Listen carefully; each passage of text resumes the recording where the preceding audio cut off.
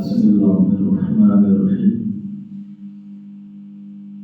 الحمد لله رب العالمين بارئ الخلائق أجمعين، والصلاة والسلام على أشرف الأنبياء والمرسلين سيدنا ومولانا أبي القاسم محمد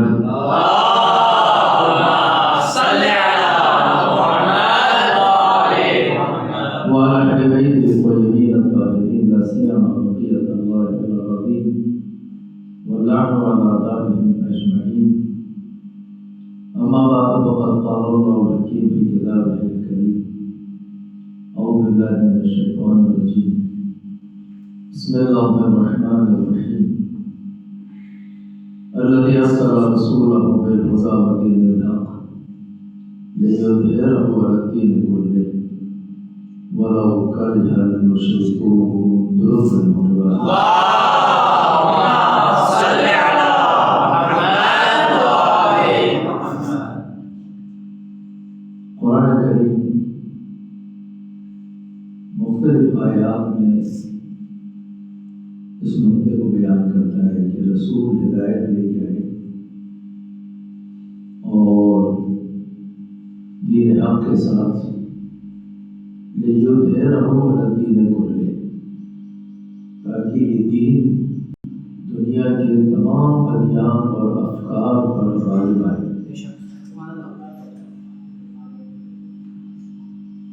یہ دین آیا، اب 1400 سال سے زیادہ ہو گئے۔ کیا یہ دین تمام ادیان پر غالب آ گیا؟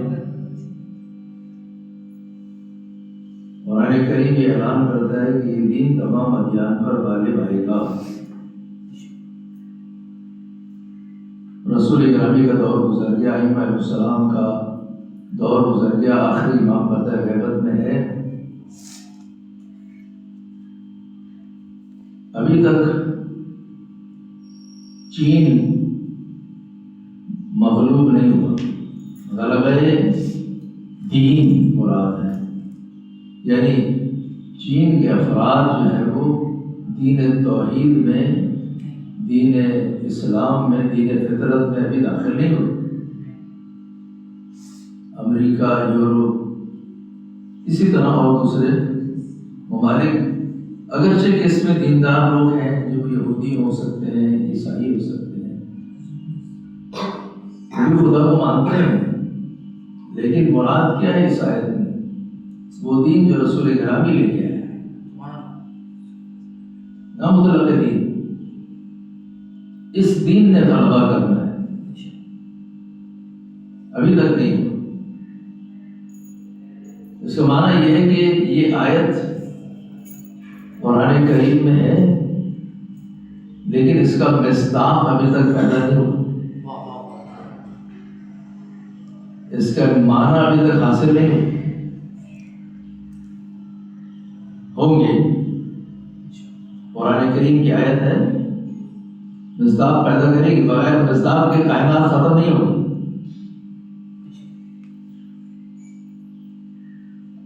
کب یہ مصداق پیدا ہوگا؟ جب پوری کائنات میں دین اسلام غلبہ کرے، اور غلبہ ممکن نہیں ہے مگر یہ کہ پردہ غیبت میں جو امام ہے وہ ظاہر ہو اور اس دین پر، اس دین کو پوری کائنات پر نافذ کرے، تب یہ آیت اپنے معنی پیدا کرے۔ بس مہدویت ایک ایسی اصل اور ایک ایسا قاعدہ اور فارمولہ اور ایک ایسا عقیدہ ہے کہ جو تمام ادیان میں موجود ہے، یہودیت میں، عیسائیت میں، مجوسیت میں، مسلمانوں کے جتنے فرقے ہیں ان سب میں، ہندو اس بات کے قائل ہیں کہ آخر الزمان میں ایک ہادی نے آنا ہے۔ چین کی قدیم اب جو نظریات ہیں، عقائد ہیں، اس میں یہ چیز موجود ہے۔ یورپ کے قدیم جو نسلی باشندے ہیں ان کے عقائد میں یہ بات شامل ہے۔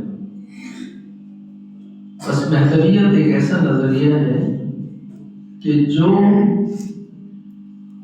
قدیم ایام سے جتنے بھی ادیان ہیں اس میں شامل رہا ہے اور انہیں بتایا گیا ہے اور وہ منتظر ہیں۔ آج ہندو بھی منتظر ہے، آج مادہ پرست بھی جو کہتے ہیں کہ مساوات ہونی چاہیے، سوشلزم ہونا چاہیے کائنات میں، مساوات یعنی عدل و انصاف، وہ بھی اگرچہ کہ خدا کو نہیں مانتے لیکن ایک ایسے دور کے منتظر ہیں کہ جہاں عدل و انصاف ہو۔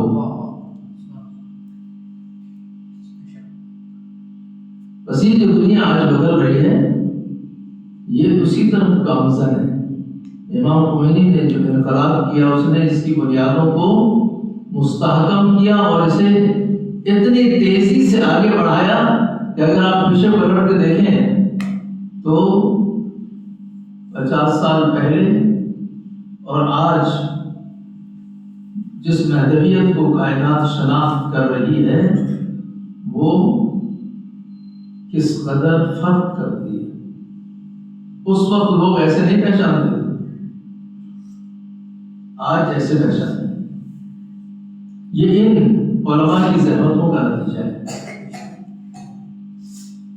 آج رہبر عزیز جس محاذ پر کھڑے ہیں یہ وہ محاذ ہے جس نے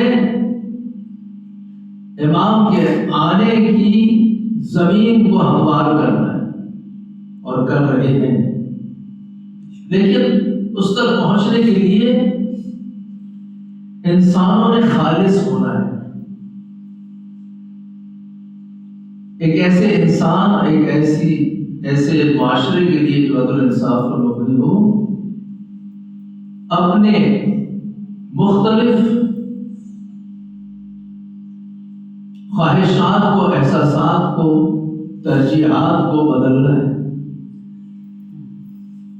مادہ پرست معاشرے بھی آج ایک ایسے انسان کو تلاش کر رہے ہیں کہ جو اس کائنات میں صلح اور عدل قائم کرے۔ یہ ترقی یافتہ متمدن کہلانے والے یہ کس قدر وحشی ہیں، یہ کس قدر جنگلی ہیں، یہ کس قدر خونخوار ہیں۔ آپ کے سامنے اسرائیل نے 80,000 بچوں، عورتوں، مردوں کو قتل کر دیا، لوگ تماشا کرتے، ان کے سر پہ جو بھی نہیں دیکھتی۔ کیوں؟ لیکن ایک کام اس نے کیا، لوگوں کے دلوں کو بدلنا شروع کیا، ظلم کے خلاف آواز اٹھانا شروع کی۔ وہی ممالک جنہوں نے اسرائیل کی مدد کی وہیں پر تبدیلی کا آغاز ہو گیا۔ امریکہ بدل رہا ہے، ظلم کے خلاف آواز اٹھا رہا ہے، یورپ بدل رہا ہے۔ یہ تبدیلی آہستہ آہستہ اس نقطے کی طرف جا رہی ہے۔ ہم اپنے عقیدے کے اعتبار سے اس بات کے قائل ہیں کہ ہمارا 12واں امام آئے گا، پردہ قیامت میں ہے اور کائنات کو عدل انصاف سے بھر کر جیسے کہ وہ ظلم و جور سے بھری ہوگی۔ لیکن ہمارا بھی امتحان ہے،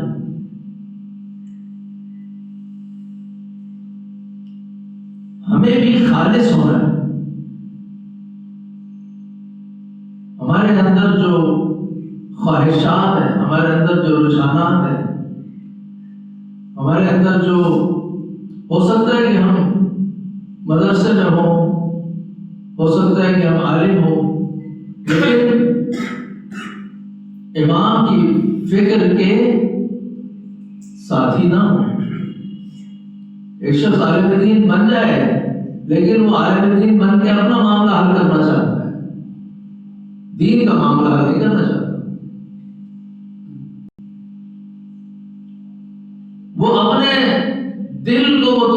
کرنا چاہتا ہے، اپنے خواہشات کو پورا کرنا چاہتا ہے، دین عالم دین بنتا ہے اس لیے۔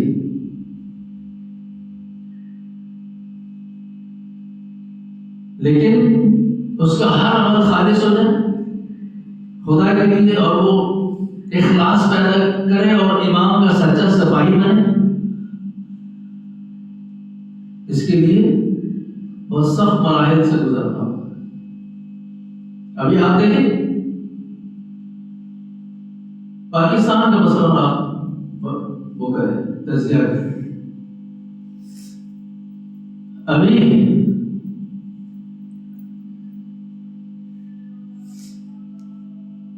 وہ ملک جس نے ظلم و بربریت کے سارے ریکارڈ توڑ دیے، ہمارے اور آپ کے سامنے فرض کریں ہماری حکومت جو ہے وہ وہاں پر صلح کے نام سے جا کر انہی مظلومین پر جو اتنے شہید دے چکے ہیں اور میدان میں کھڑے ہیں، اپنی کربلا میں کھڑے ہیں، ان کے خلاف آپریشن کرنے کے لیے اپنے فوجی بھیجنے کے لیے تیار ہے۔ یہ کیا مطلب؟ یہ امتحان ہے، اس میں پاس ہوگا یا نہیں؟ پاس نہیں ہوگا۔ میں اور آپ علماء ساکت رہیں، چپ رہیں، کچھ نہ کہیں، سمجھوتا کر لو، ناخالص امام کیسے ناخالص لوگوں کی ضرورت نہیں، خالص لوگ چاہیے۔ لہذا آخر زمان کی روایات میں یہ ہے کہ حتماً تمحیص کریں گے، حتماً غربال کریں گے، حتماً چھننی سے چھانیں گے، دیکھیں گے خالص کون بچتا ہے، وہ امام کے ساتھی بنے گے۔ اور جب تک وہ پورا نہیں ہوگا، امام کا آنا جو ہے وہ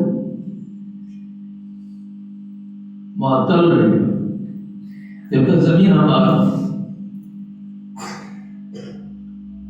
بس ہمیں اپنے ہر عمل کو خالص کرنا ہے، یہ 15 شعبان کا پیغام ہے۔ اگر ہمیں ان کا ساتھی بننا ہے، ان کی مشکلات میں شریک ہونا ہے، ان کے نام سے کھانے میں تو ہر آدمی شریک ہے، ہر جگہ بریانی ان کے نام کی ہو، ہم سب سے آگے، ان کے نام پر کئی زخم کھانے کی بات ہو، وہاں پہ بھی سب سے آگے ہے۔ اگر ہے تو اس کا مطلب یہ ہے کہ خلوص پیدا ہوا ہے، یہ وہ زمانہ ہے۔ لیکن آپ اس گزشتہ 3-4 سال میں کتنے عظیم لوگ شہید ہو گئے، یہ شہادت کے ذریعے کیا کر رہے ہیں؟ ان کو یہ نعمت ایسی مل گئی نہیں، ایک طویل عرصہ انہوں نے اس راہ میں خلوص کے ساتھ گزارا، یہاں تک کہ وہ مقام شہادت پر پہنچے۔ سید حسن نصر اللہ جیسے لوگ شہید ہوئے، قاسم سلیمانی شہید ہو گئے، وہ حافظ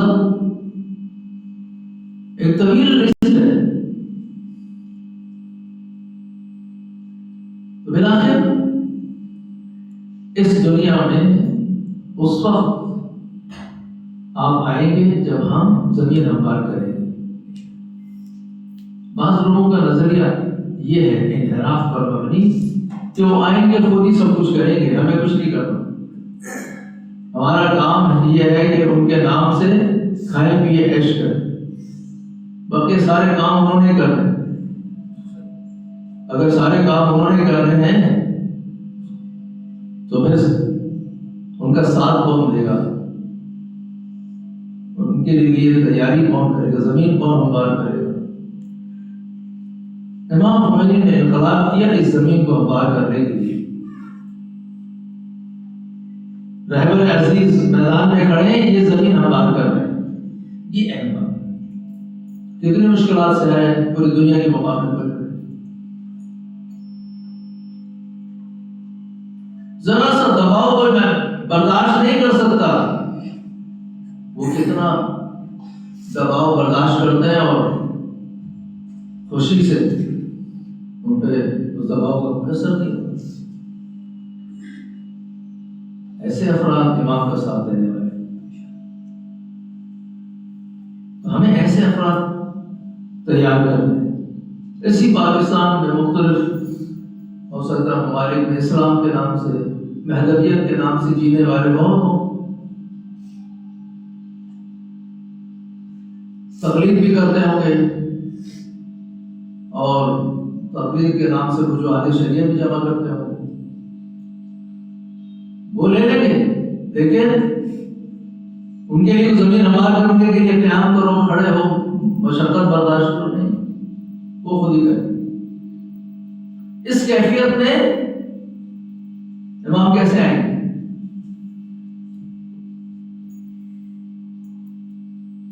کربلا میں بھی ایسے ہی تھا، امام نکلے، لوگوں کو بلایا، کتنے لوگ آئے؟ شہید ہو گئے، لیکن یہ آخری امام، یہ ایسے نہیں ہے۔ اس کی کربلا جو ہے وہ بغیر فتح و نصرت کے انجام نہیں پائی، اس وقت فتح و نصرت ہے، لیکن اس کے لیے اصحاب چاہیے، لشکر چاہیے، ساتھی چاہیے جو ان کے لیے زمین ہموار کریں۔ بس یہ جو نظریہ ہے کہ سر چھپا کے بیٹھے رہو، کچھ نہ کرو، وہی آئیں گے کریں گے، یہ سب سے خطرناک نظریہ ہے خود امام کے آنے کو روکنے کے لیے۔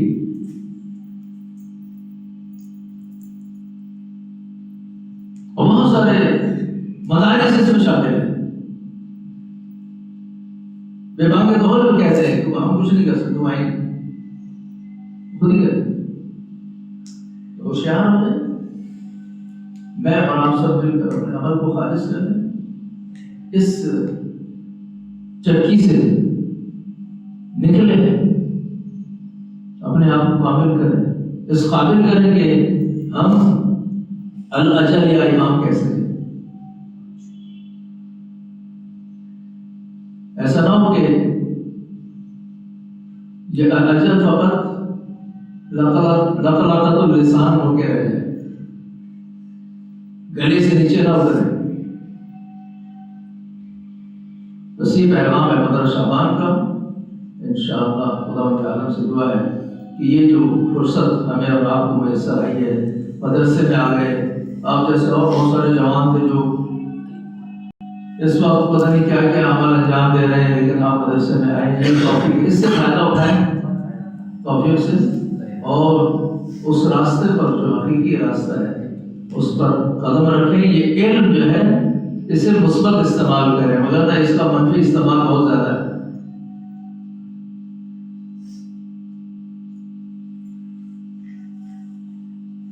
امام خمینی فرماتے تھے ہو سکتا ہے کوئی علم توحید حاصل کرے اور مشرک ہو، علم توحید حاصل کر لے گا، الفاظ سیکھ لیے اس نے، لیکن ہے اندر سے مشرک۔ یہ جو مصیبت ہے اس سے ہمیں نکلنا ہے، مایوس نہیں ہونا ہے، لوگوں کو امیدوار رکھنا ہے، امام نے آنا ہے اور انشاءاللہ ہم نے اور آپ نے ان کے لشکر میں شامل ہونا ہے۔ خدا کے عالم سے دعا ہے کہ ہمیں ان کے لشکر میں شامل ہونے کی توفیق عطا فرمائے۔ اس وقت جہاں جہاں مظلومین اپنی مدد و نصرت فرمائے، ظالموں کو نابود و نابود فرمائے، ہمارے رہبر عزیز کو ہر قدر سے محفوظ فرمائے، دشمن کی ہر سازش کو ناکام فرمائے، اس انقلاب کو، اس رہبر کو مرشد اسلام امام زمانہ کے ہاتھ میں دینے کی توفیق عطا فرمائے، امام کی ظہور میں تاجیل فرمائے، قلب اتار امام کو سے راضی و مشروط فرمائے، ہمیں ان کے لشکر میں شامل فرمائے۔ وآخر دعوانا الحمدللہ رب العالمین۔ درود